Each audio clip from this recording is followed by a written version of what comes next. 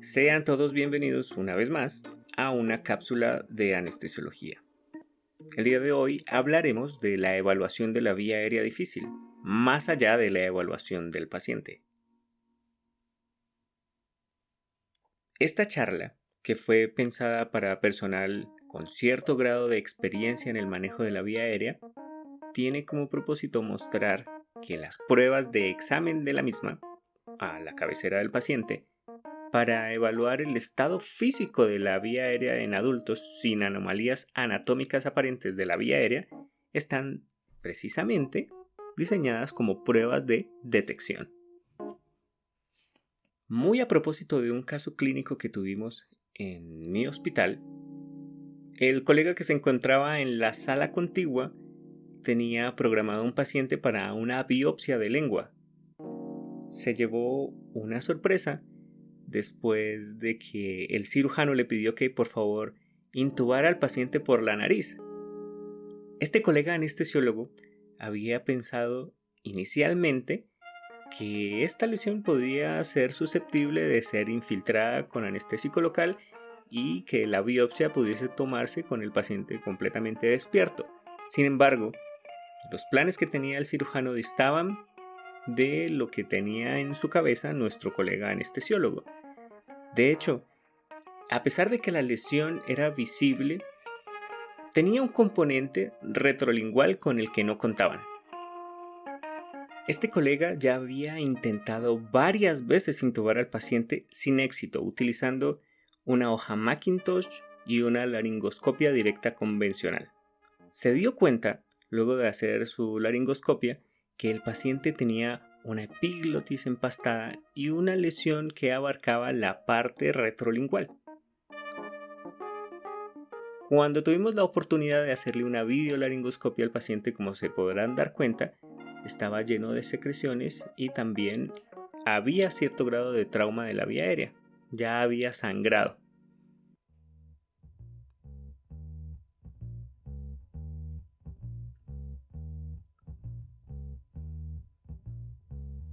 Utilizamos para esta videolaringoscopia un VividTrack, un videolaringoscopio con un canal de trabajo que nos permitiera visualizar mejor contra qué nos estábamos enfrentando.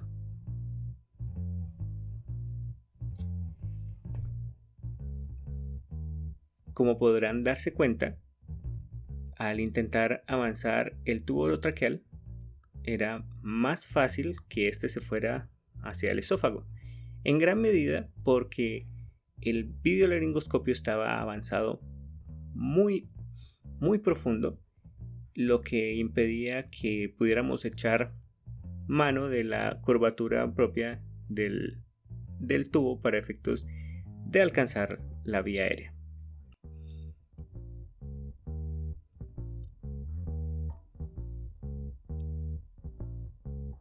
En determinado momento se toma la decisión de utilizar un buggy, un estilete, que en este caso era un componente plástico que no podía deformarse lo suficiente como para alcanzar la vía aérea. Y como se podrán dar cuenta, este no es lo suficientemente angulado como para llegar a la parte posterior de la epiglotis.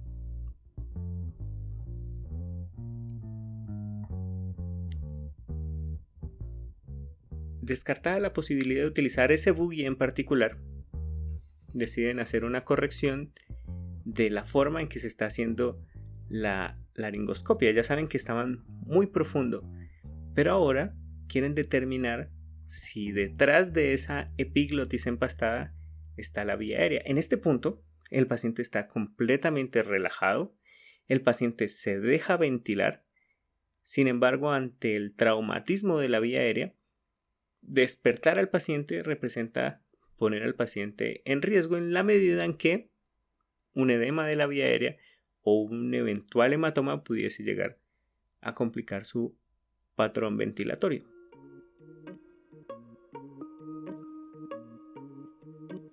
En este punto la decisión era intubar al paciente.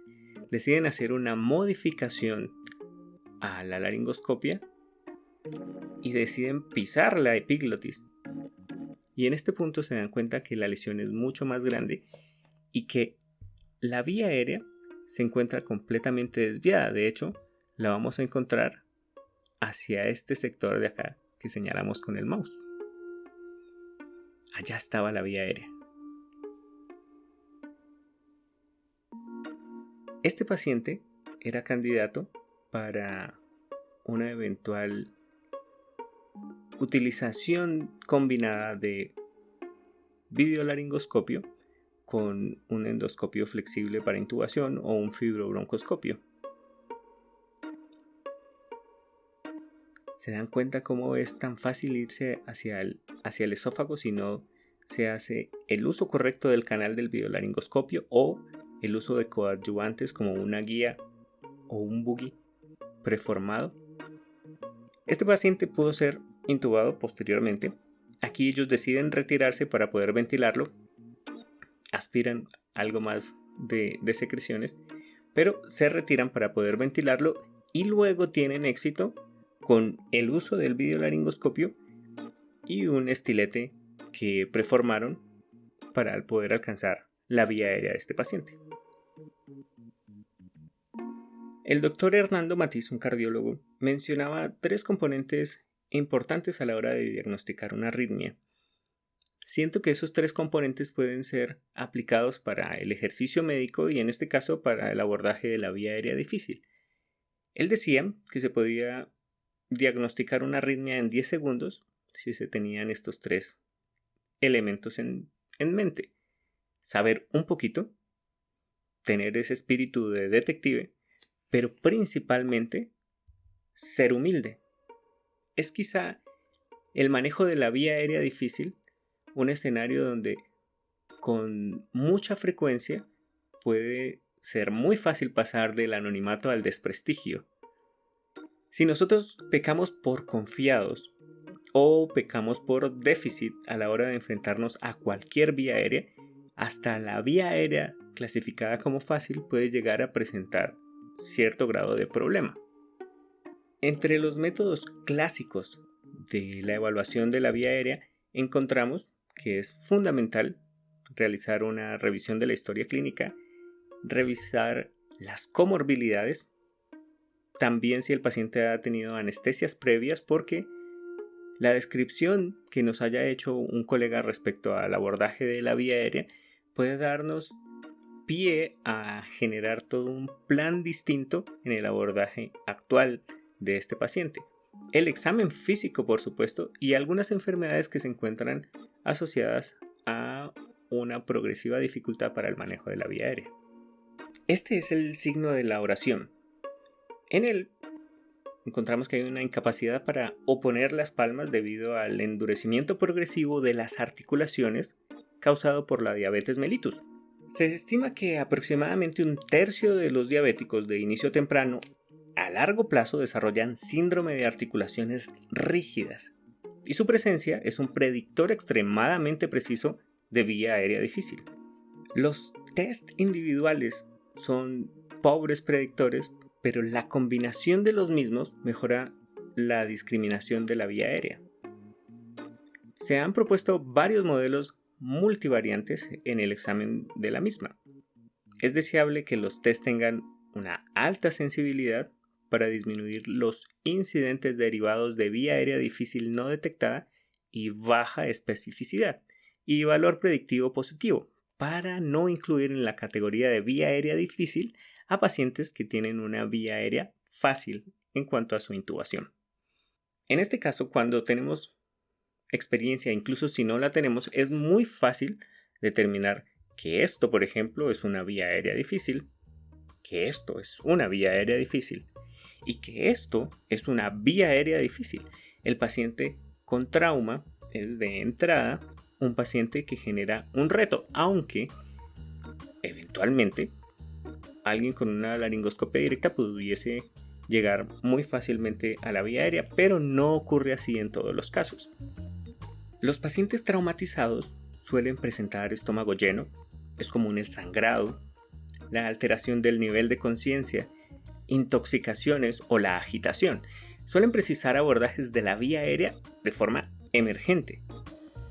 La presencia del collarín cervical limita la posibilidad de movilidad y la optimización de la vía aérea, y el acrónimo LEMON se recomienda en el manejo del paciente politraumatizado como herramienta fácil para la valoración rápida en aquellos en quien es imperativo establecer una vía aérea definitiva. Así, los pacientes con un valor superior a 3 tienen alta incidencia de intubación difícil. El anestesiólogo tiene un sentido arácnido para la detección de la vía aérea. Si colocamos un anestesiólogo en la fila de un banco, podrá establecer qué pacientes tienen riesgo para ser ventilados correctamente con una máscara facial o para abordar con un tubo orotraqueal su vía aérea. Se va a encontrar con el paciente gordito, que muy seguramente tiene apnea obstructiva del sueño, la paciente embarazada, que puede llegar a tener hasta 8 veces más riesgo de problemas con la vía aérea desde el estómago lleno, que muchas veces son pacientes que se atienden como emergencia, que tienen edema de la vía aérea, que tienen un mayor consumo de oxígeno, que tienen una capacidad residual funcional disminuida, o en el caso de la evaluación del Mallampati, que este se va a ir modificando dependiendo del trimestre en el que se encuentre esta gestante. Este paciente tenía un carcinoma de células escamosas del trígono retromolar que causa la destrucción de la mandíbula. En la foto de la derecha podemos ver cómo la invasión de los músculos pterigoideos provoca un trismo significativo, lo que impide el enfoque oral tradicional para la intubación traqueal. No detectar esto antes de la operación podría resultar en una emergencia de la vía aérea después de la inducción de la anestesia. En tanto, la evaluación de la apertura oral podría ser, per se, uno de los elementos más importantes a la hora de tener un primer abordaje o primer acercamiento a la vía aérea difícil. Solo nuestra inspección visual nos puede dar datos tanto de la apertura oral como del Mallampati, como de pacientes con lesiones expansivas de la vía aérea, aquellos que tienen macroglosia o cuello corto, aquellos que tienen una anquilosis de la articulación temporomandibular o que tienen una micrognatia marcada, o pacientes con defectos congénitos de la boca o del paladar. Langeron identificó 5 factores de ventilación difícil con mascarilla facial: un índice de masa corporal mayor de 26, barba, historia de apnea obstructiva del sueño, pacientes mayores de 50 años o aquellos que tienen piezas dentales ausentes, pacientes edéntulos. Se puede recordar con el acrónimo OBES.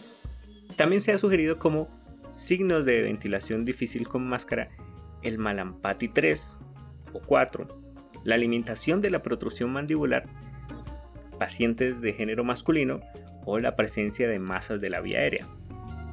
Y en cuanto al paciente que tiene barba, podemos encontrar algunos trucos que nos pueden salvar en determinadas situaciones. Por ejemplo, este paciente que se estaba atendiendo en la unidad de endoscopia pudo ser ventilado a través de la nariz utilizando una máscara facial para recubrir la nariz y ventilarlo de esta manera, recordando que la barba es un factor que nos impide hacer un sello adecuado con la máscara facial. Incluso tenemos hacks, como por ejemplo el de utilizar vinipel o una cánula de Guedel en el paciente que tiene barba, y de esta manera evitar que se nos fugue el aire y podamos hacer un correcto sello a la hora de ventilar a estos pacientes. Estos son los compartimentos faríngeos de la vía aérea superior: la nasofaringe, la velofaringe, la orofaringe y la laringofaringe. Los sitios anatómicos del colapso de los tejidos blandos de la vía aérea en un paciente inconsciente son el paladar blando, el más importante, la lengua y la epiglotis.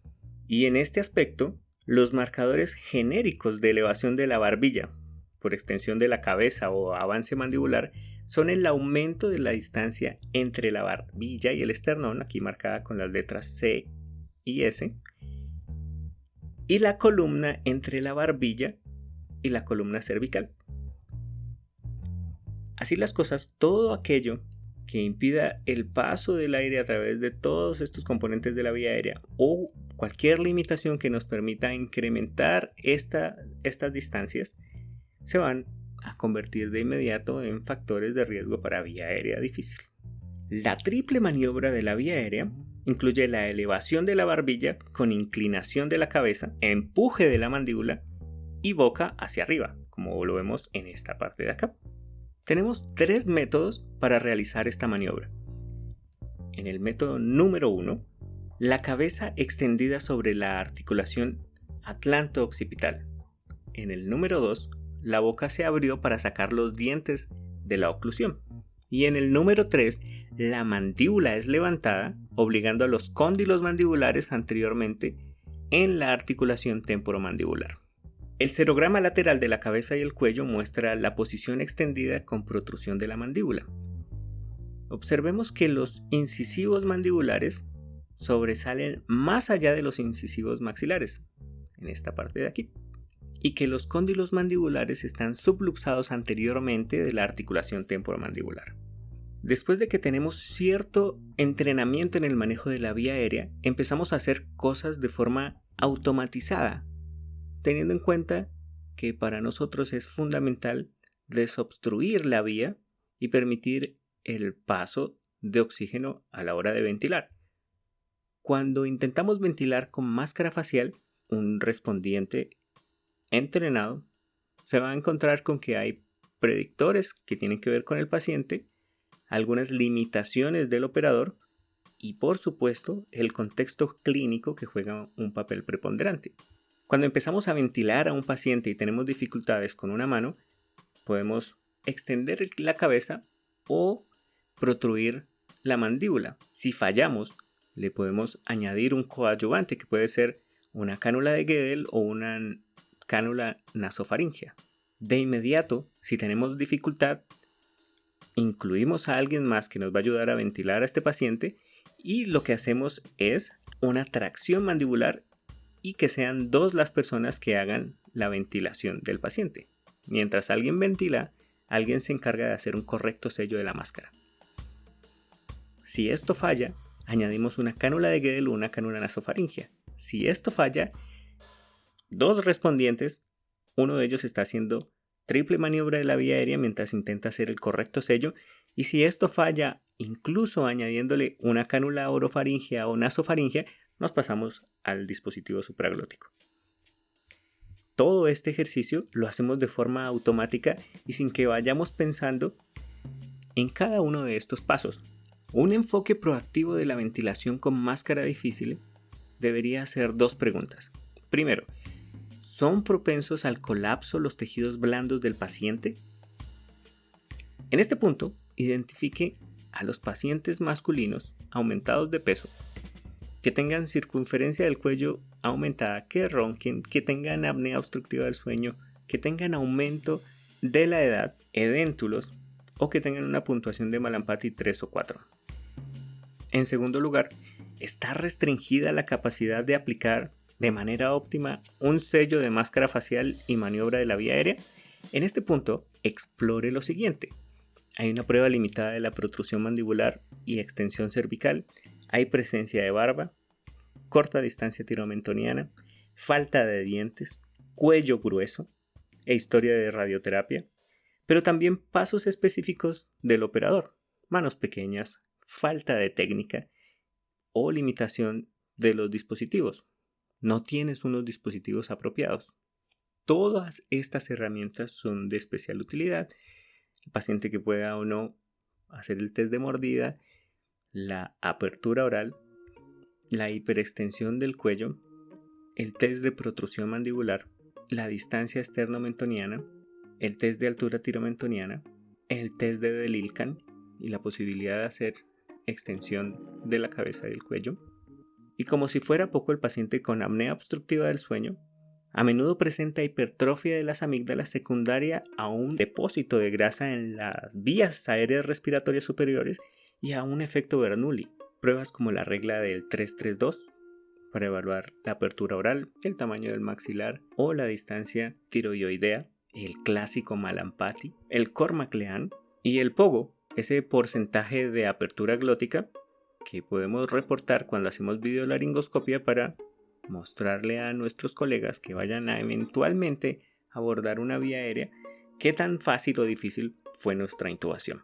Son varias las mnemotecnias que nos van a ayudar a recordar los aspectos fundamentales en la evaluación de la vía aérea que nos dan indicios de aquellos que tienen cierto grado de dificultad, ya sea para la ventilación con máscara, para la laringoscopia o para la ventilación con dispositivos supraglóticos. En este aspecto, cuando vemos los factores asociados a dificultad para la videolaringoscopia, la N en la mnemotecnia Bourne representa dispositivos nuevos.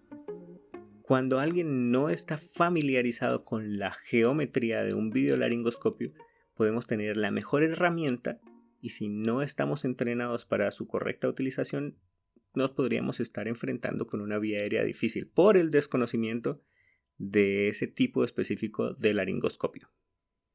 La mnemotecnia SHORT nos va a ayudar a determinar con quiénes debemos tener cuidado a la hora de hacer un abordaje quirúrgico. Aquellos que ya hayan sido operados previamente, que tengan hematomas o infecciones en el cuello, pacientes obstétricas o pacientes obesos, aquellos que hayan recibido radioterapia o que tengan tumores a ese nivel. La mnemotecnia DASH nos va a ayudar a establecer los factores de riesgo para pacientes en quienes la extubación será un reto. Pacientes en quienes la intubación inicial fue traumática o difícil, pacientes que no cooperen o que estén agitados, que tengan cirugías en el cuello o en quienes tengamos pobre acceso a la vía aérea o aquellos que hayan sido llevados a cirugía de cabeza y cuello. Para cualquier anestesiólogo siempre será complejo salir de su área de confort, salir del quirófano para atender a un paciente en emergencia, donde no conocemos el equipo o donde no tenemos a nuestra disposición algunos recursos, será desde todo punto de vista un reto. Pacientes hipoxémicos en condiciones progresivamente difíciles por problemas anatómicos, por problemas en la movilidad del cuello, porque están en shock hipovolémico o tienen sangre, vómito o fluidos en la vía aérea. Y el MACOCHA en los pacientes de la unidad de cuidado intensivo es un marcador que nos va a ayudar en el momento de establecer qué pacientes son definitivamente muy difíciles de intubar. El paciente crítico tiene un 23% de intubación difícil, tiene una pobre tolerancia respiratoria, tiene alteraciones del sensorio, está lleno de secreciones, usualmente requiere una vía aérea emergente y ocasionalmente no contamos ni con el equipo adecuado, no tenemos capnografía y hay falta de conciencia del riesgo del paciente. Es importante familiarizarnos con los dispositivos que tenemos en nuestras unidades. El KinVision puede utilizarse como un dispositivo canulado o no canulado. La apreciación de las limitaciones de la videolaringoscopia y el conocimiento exhaustivo del equipo disponible de forma local es crucial en la selección de la mejor estrategia de manejo de la vía aérea para cada paciente de manera también individualizada. Ya no basta solamente con tener un carro de paro, ahora tenemos la posibilidad de hacer evaluaciones con el ecógrafo. Tenemos nuestro carro de vía aérea difícil con los planes A, B, C y D. Y sin embargo, el contexto es importante a la hora de abordar la vía aérea de nuestros pacientes. Fui llamado a la unidad de cuidado intensivo para intubar a un paciente y cuando hicimos la laringoscopia, que había sido difícil para el colega que estaba manejándola, esta era la visión que teníamos. No teníamos una muy buena visión de la vía aérea y estábamos prácticamente adivinando porque la pantalla estaba completamente eclipsada por la luz de la ventana que estaba detrás de nuestro paciente. Y no fue sino hasta que encontramos una cobija o una manta con la que pudimos bloquear la luz del sol que entraba por la ventana, que no nos permitía ver a través de nuestro videolaringoscopio y mejoramos ostensiblemente la visión del mismo. Aspectos como ese pueden cambiar el pronóstico de nuestro paciente, los tiempos de hipoxia y el éxito de la intubación. La mayoría de las definiciones publicadas sobre la vía aérea difícil se centra en la capacidad del practicante para realizar la ventilación con máscara facial dentro de parámetros específicos o intubar mediante laringoscopia directa en un tiempo o número de intentos específico. Es fácil ver que definir la vía aérea difícil es, en sí mismo, difícil. Las tecnologías cambiantes, la variabilidad en la habilidad del operador, el uso de técnicas alternativas para la vía aérea pueden resultar en un reexamen continuo de estas definiciones. La vía aérea difícil no es un diagnóstico, es un espectro de posibilidades. Por tanto, la forma en que vamos a manejar este escenario es sensible al contexto y sensible al tiempo. La familiaridad con dispositivos alternativos para la vía aérea es un ejemplo. La ventilación fallida con mascarilla facial puede manejarse fácilmente con un dispositivo supraglótico para la vía aérea. Un broncoscopista hábil puede elegir esa técnica en lugar de laringoscopia directa en un paciente con factores de riesgo para una laringoscopia directa difícil.